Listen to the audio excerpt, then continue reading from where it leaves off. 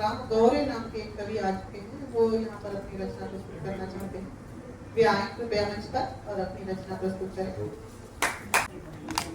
मन में जब आदर होता है तो बड़ा कौन है छोटा कौन है ये होता नहीं है। उन्होंने आकर पैर छुए, बहुत संगीत नवोदय में थोड़ा मराठी बोलतो कृपया मंचावर असणारे सगळे ज्येष्ठ कवी, आजच्या उपस्थित असलेले सगळे कवी प्रेमी या सगळ्याला मी प्रणिपात करून मी माझे दोन शब्द बोलतो। माझी एकच कविता आहे। आमच्या कलगीला कवी संमेलन झालं, संमेलन आज आहे असं मला कळल्यानंतर मी त्या एका दिवसातच 4 कविता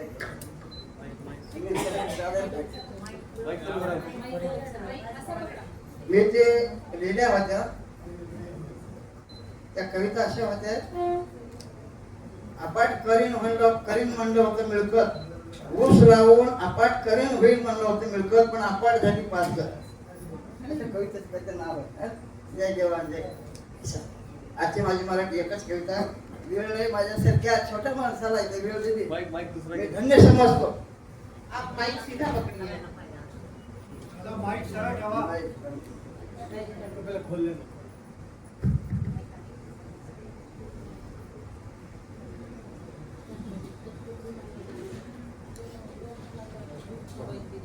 माझी मुलगी 9वी मध्ये शिकत आहे। एके दिवशी मला म्हणाली, बाबा मला एक कविता करून द्या, मला शिक्षकाला दाखवा। मी बसल्या कविता केली। माता गुरु पिता गुरु शिक्षकच माझे सद्गुरु, बोबडे बोल शिकवले बालपणी, चालायला शिकवले लहानपणी, जीवनाची वाट झाली सुरू, माता गुरु पिता गुरु शिक्षकच माझे सद्गुरु। जन्म दिला सोसुनी कळा, स्तन पाजणी भाऊ केला लळा, उपकार फेडणे आम्ही काय करू, माता गुरु पिता गुरु शिक्षकच माझे सद्गुरु। ज्यांनी लिहायला वाचायला शिकवले त्याचा आदर्श आपण करू, माता गुरु पिता गुरु शिक्षकच माझे सद्गुरु।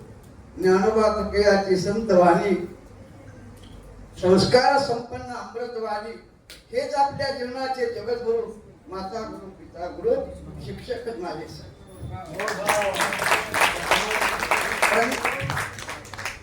पाहता पाहता म्हणता बहुत दिवस गेले, वय निघून गेले, सगळ्या कविता मी हरवून बसलो।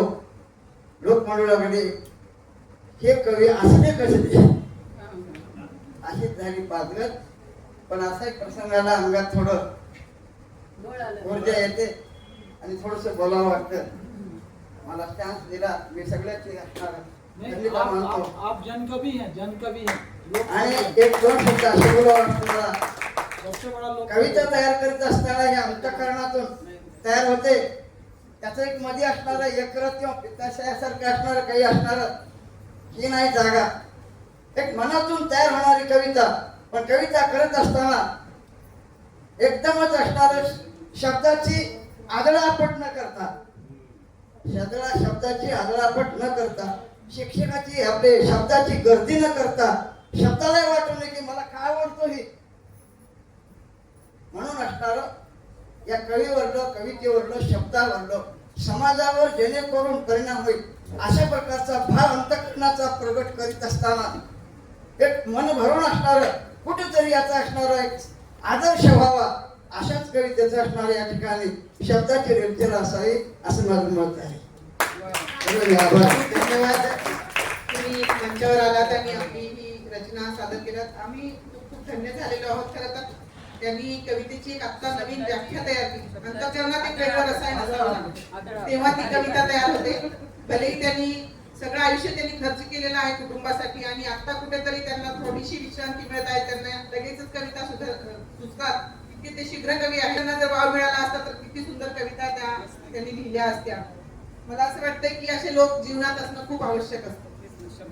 कुछ लोग जिंदगी होते हैं, कुछ लोग जिंदगी होते हैं, कुछ लोग जिंदगी में होते हैं, कुछ लोग जिंदगी होते हैं, कुछ लोग जिंदगी में होते हैं, कुछ लोगों से जिंदगी होती है, कुछ लोगों से जिंदगी होती है, और आप जैसे कुछ लोग होते हैं जो जिंदगी में होते हैं तो जिंदगी होती है।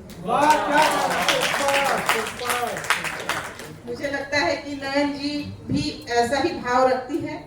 कुछ लोग उनके जीवन में हैं तो उनका अपना जीवन है, बाकी सारी चीजें दुनिया में मिले न मिले, परिवार अपना अपने पास हो, वो एक बहुत ही बड़ी उपलब्धि होती है।